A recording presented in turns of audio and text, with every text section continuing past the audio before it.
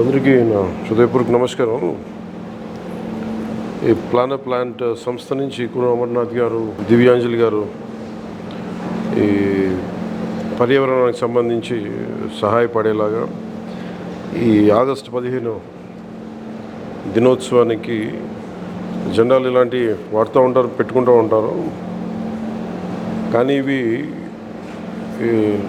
ప్రత్యేకించి పర్యావరణాన్ని దృష్టిలో పెట్టుకొని ప్లాస్టిక్ కాకుండా పర్యావరణాన్ని దృష్టిలో పెట్టుకొని దీంట్లో కొన్ని సీడ్స్ వేసి మరి పంచుతూ ఉన్నారు. ఇలాంటి వారి ఉత్పత్తులన్నీ కూడా పర్యావరణానికి ఉపయోగపడేలా ఉన్నాయి. వారికి నా బెస్ట్ విషెస్ తెలియజేస్తుంది.